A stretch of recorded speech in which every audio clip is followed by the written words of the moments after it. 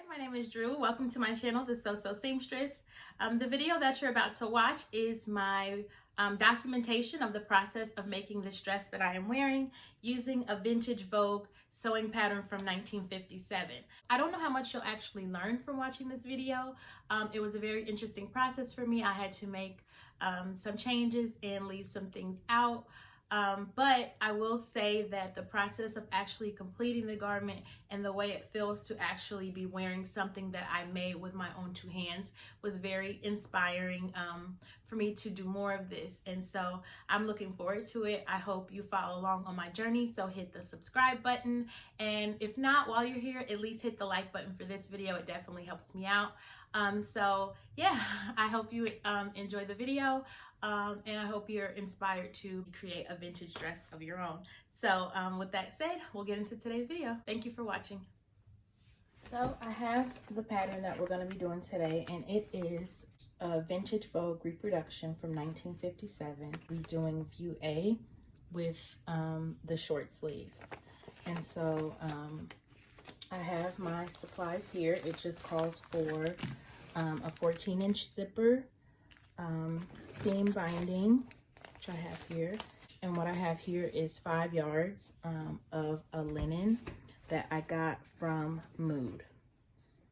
So I have my fabric folded in half. Because I don't have a big enough table, I'm not going to be able to lay this out exactly how they want it laid out, but I'll be able to do a few pieces at a time. So I've cut my pattern pieces out and I pressed them because it makes the pieces just a little easier to work with. And I'm gonna get them laid out and pinned down. So now I have my first round of pattern pieces laid out, and so now I'm gonna cut this out. So what I need to do now is go in and transfer all the markings.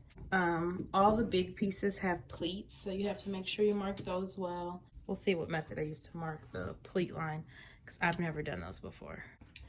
So I've decided to transfer my markings basically one piece at a time, or whatever pieces that I'm working on, so I could leave the pattern on there and kind of just go from step to step, reading the directions, trying to understand what it's telling me to do, and then transferring all my markings and whatnot. And so this dress has pleats, which I've never done before. I've never done this pattern before, and I didn't do like a mock-up or a toil, and so I probably definitely should have, but I always like to get to the good part, which I'm gonna have to learn to be more patient, especially when it comes to sewing, because a lot of things just aren't, you know, quick. And just cutting this pattern out was an hour. And so the first thing we need to do is stay stitch on both piece number ones between the two dots. So now I have stay stitched the edges of both of piece number one. Our next step is stitch front sections together at center front, leaving open above large circle. This is our large circle. Mark that here. So this is going to be where we stop at. I think we're going to mark this with 2, so I know to stop there.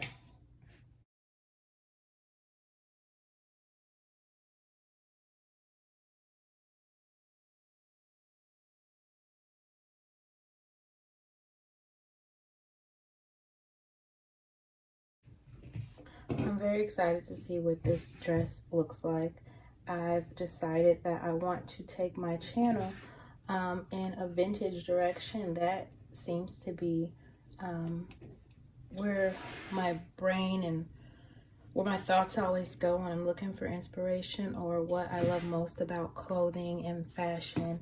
It's all vintage. So for my next couple of videos for sure, and I'm not sure beyond that, but at least the next couple of videos, it's all going to be vintage dresses, accessories. I think I'm even gonna try some hats. And so I'm excited to see where this channel goes in that direction. So I stitched that together and now I am just pressing my seams open.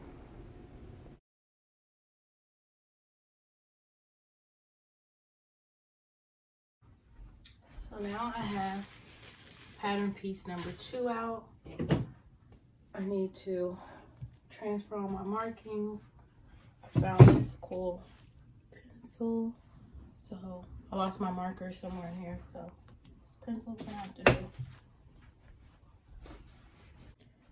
Okay, so I found my pen. It was in my hair.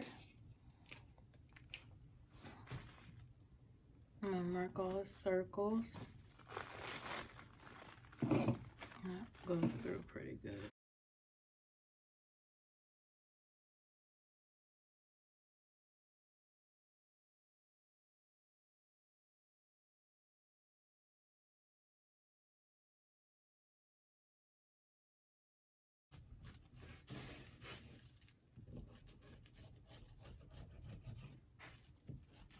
This is a stitching line for those pleats, which I'm starting to get nervous about.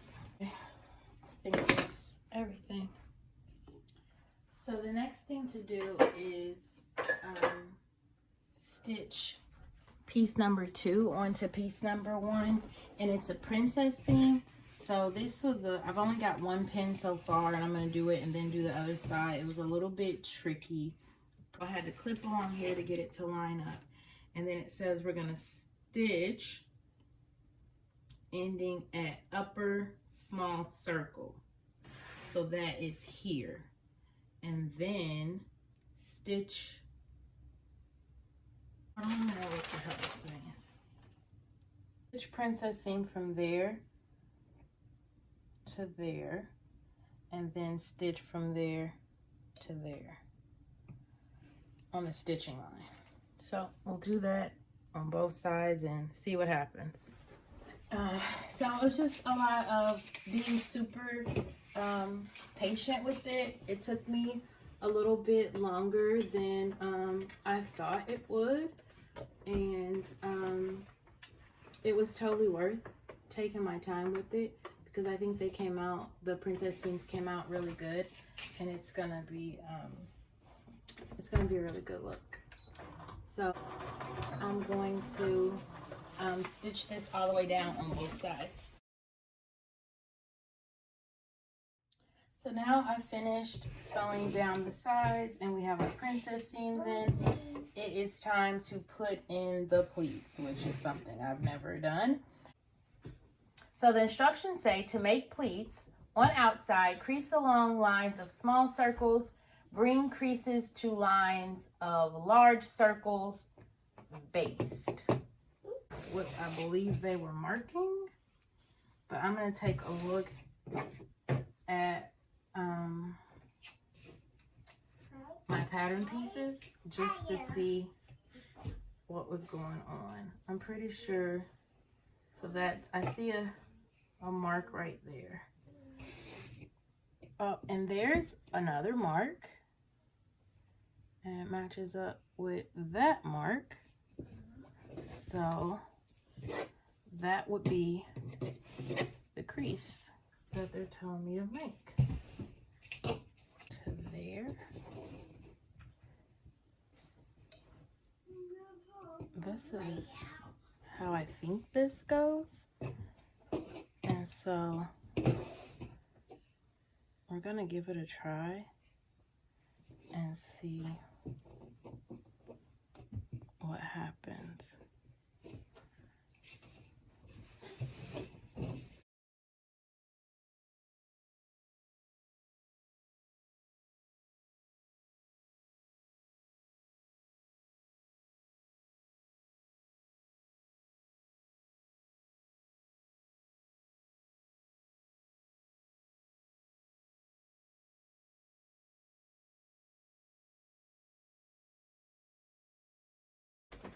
So I'm back for day 2 of the vintage Vogue dress.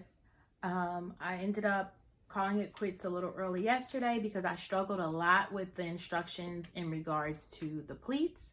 I was, however, able to follow the stitch line on the waistline of the pattern that has you stitch down about 1 inch or so to kind of cinch the waist in, which causes the fabric to kind of naturally pleat on its own. So I was able to do that, but the next step, the instructions ask you to baste, which I'm not sure where or why or how that's all working. I tried a couple of different things, none of them really worked. I watched a few videos on YouTube how to do this, which none of them were really helpful because questions were as it applies to pleating a skirt that you would then attach to a bodice to make a dress. And this dress is made where the bodice and the skirt are in one panel, or one piece rather. And so that's interesting. And so yeah, I really struggled to get that done. So today I'm just gonna skip to the back. I'm gonna get the back caught up to the front, and I'm hoping to kind of start fresh there, and I'll be able to figure out how to do it on the back and then replicate that on the front. So I'm hoping that's how this goes today. I'll get the zipper put in, and then I'll start working on the yoke. If that does not work, my plan B is to kind of just finish the dress, complete it, and then, or at least get it to a point where I can put it on my dress form, and then kind of figure out how I want to do the pleats that way. And so I may not even do them exactly as the pattern is called for, but maybe in a way that suits me. So that's the plan for today. I'm excited to get this to a place where I can try it on and be able to do some fitting and see if there's any kind of fit issues that need to be adjusted. So day 2 vintage Vogue dress, here we go. Okay, so now I have pieces 3 and 4 ready. I did step number 6, which was stay stitch the side edges of piece number 3, which I did, which are the armholes basically. And now I have both of number 3s, which are the back pieces, pinned together, and we're gonna stitch between, well, from the top to the small dot, and leave this open, and then start at the big dot and stitch all the way to the end. And this space is for our zipper. And so this is where the zipper is gonna go down center back, and we're going to get the back stitched up. So we'll do that, and then we will move on to installing a zipper, which I have never done. So we'll see. And so now I'm gonna stitch this together. I'm getting a little nervous. Our next step is zipper, which I have never done. Even with the kids' clothes that I make and sell, they're all knit fabric stretch. So I've never had to do any type of closure. And so as you'll see on this channel, it is called the So Seamstress for a reason. I am not an expert. I haven't completed a lot of garments, especially not for, well, I have completed a lot of garments for children, but not for adults. There's a lot of types of fabrics that I have not worked with, and this is just my journey as I learn. So it is called the So Seamstress for a reason. If you are looking for an expert with expert guidance, you are in the wrong place. So the back has come together. We got the zipper in. I got the sides attached, and I was able to once again follow the stitch line right on the waist, and I was able on this back piece to get to base the way they asked for the pleats. I think this looks good.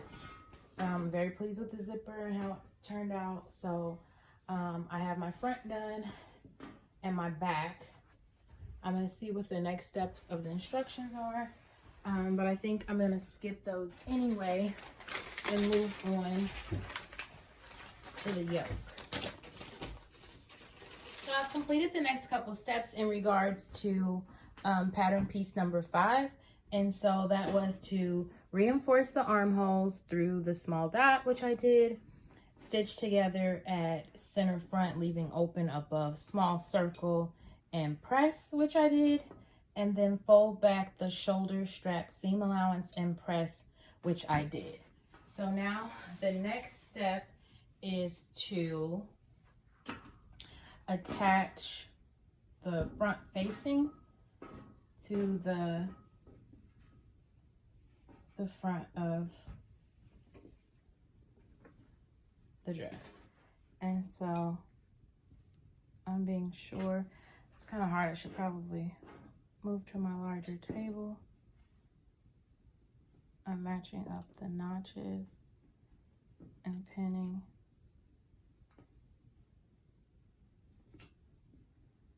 Matching up the center front. So I've stitched down the front facing. The next step is to turn it out and press it. And then we will move on to doing the back facing, which we're going to prepare the same way by stitching, reinforcing the armholes, stitch together at center front, and folding the arms down. So I folded that out, and now I'm going to go, oh, I think I want to trim my seams down first to get rid of some of the bulk. So that's what I'm going to do. I'm going to trim my seams down first, fold it to the right side, and press it down flat. Prepare the back facing the same way we did this, and we're moving right along. So now I'm working on the yoke. The instructions on the pattern, I assume that they assumed that I've done this before when I have not. So I did it incorrectly, and so now I'm going to attempt to do it the right way. Setting one inside the other, setting this inside of here, matching up the points and pinning, and then stitching all around the top. So that's what I'm gonna go do now. I've already stitched the yoke together, flipped it onto the right side and pressed it, and then I just base stitched the bottom to hold it together. I've sewn the sleeves and the sleeve facings together and pressed the seams open.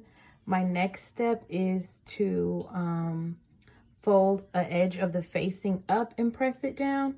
I just need to make sure that I'm doing the right edge. So I need to try to figure out which edge is which, like which one's the top and which one's the bottom, which I'm pretty sure it does make a difference or it won't fit onto this opening. So I'm gonna figure that out and do that, and then we'll be moving on to getting the yoke and the sleeve set in. We're almost done. So I finished off the edge of the facing strips by stitching it 1/4 of an inch and then sliding the sleeve through here. I matched up the side seams, which then led to my notches being matched up. So that was great. These are coming along, and then once I get the facings put on the ends of the sleeves, we'll attach them to the bodice. So the next step before the yoke is to get the sleeves in here, and I pin this matching up the seams on the sides. And what I'm gonna do is stitch along the inside of here from the notches and leave the top open, because the top is going to be sewn to the yoke. So the bottom part will be sewn, the bottom part of the sleeve will be sewn to the dress, and the top part will be sewn to the yoke. So I'm going to take this over to the sewing machine and do that for both sides. And this is how it looks now. Still open at the top, and now it's time for me to attach the yoke. Okay, so you're wondering what happened and why I am now wearing the dress, and if you notice, there is no yoke. So after fussing with trying to attach the top of the sleeve to the yoke for what was an obscene amount of time for somebody with 2 kids, I decided to scratch the yoke and take off the sleeves and then reattach them in a way that I know how to do. So I'm wearing the dress. It looks good. Am I disappointed? Yes.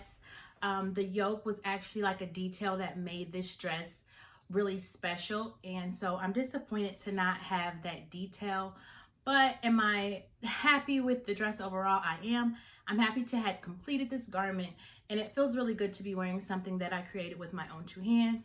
I am having a few fit issues here, but those are things that I will try and work out. It's just the weirdest thing. I couldn't figure it out. I probably should have called it quits and then just started over today fresh.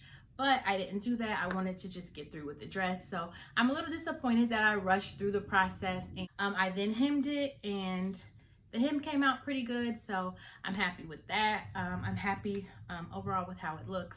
I'm inspired to make more dresses. I'm inspired definitely for more vintage style dresses.